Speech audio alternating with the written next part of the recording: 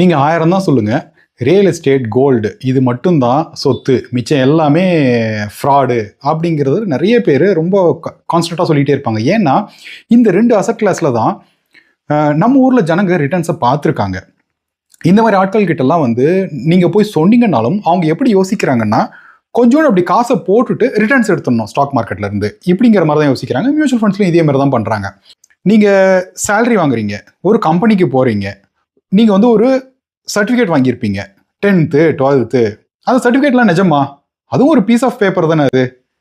இப்போது டாக்டர் கிட்ட போகிறீங்க, டாக்டர் நிஜமானாலா இல்லையா? அவர் சர்டிஃபிகேட்டே எடுத்து காமிச்சாருனாலும் வந்து அது ரைட் ராங்கா? கிட்டத்தட்ட வந்து இந்த ரஜினிகாந்த் பாட்டு மாதிரி தான், மாயா தான் எல்லாமே. ஆனால் எனக்கு வந்து ஏன் இந்த மாதிரி யோசிக்கிறாங்க அப்படிங்கிறது வந்து ஒரு லேசாக நம்மளால் புரிஞ்சிக்க முடியுது. ஏன்னா அதில் தான் ரிட்டர்ன்ஸ் இவ்வளோ நாள் பார்த்துருக்காங்க, ரொம்ப நாள் அதை ஹோல்ட் பண்ணியிருக்காங்க. கிட்டத்தட்ட அதே தாங்க, கோல்டு கிட்டத்தட்ட 30% வந்து நிறைய டைம் ஃபாலோ ஆகுது.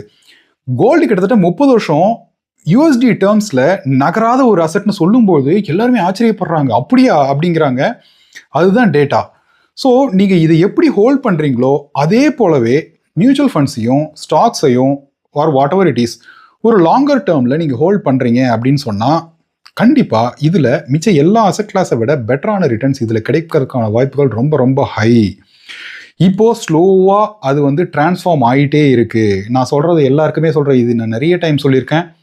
டாட்டாவோ பிர்லாவோ அம்பானியோ 100 years ஆஃப் அந்த காம்பவுண்டிங் தான் வந்து இவ்வளோ பெரிய ஒரு சாம்ராஜ்யத்தை வந்து உருவாக்க முடிஞ்சிருக்கு.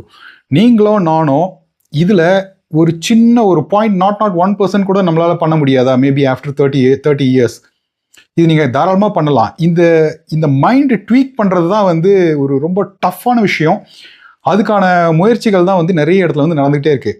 இங்கே சொல்லுவாங்களே, ஒரு there are lies, damn lies and ஸ்டாட்டிஸ்டிக்ஸ்னு சொல்லிட்டு. ஸோ நமக்கு என்ன ஸ்டாட்ஸில் என்ன பிடிச்சிருக்கோ அதை மட்டும்தான் நம்ம எடுத்துக்குவோம்.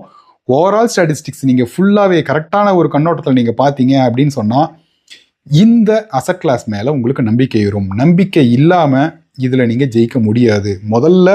முதல் விஷயம், எவ்வளோ ரிட்டர்ன்ஸ், எந்த மியூச்சுவல் ஃபண்ட்ஸ், எந்த ஸ்டாக்ஸ் அப்படிங்கிறதே விஷயமே கிடையாது. உங்களுக்கு கன்விக்ஷன், அதை முதல்ல வளர்த்துக்கோங்க. தேங்க்யூ.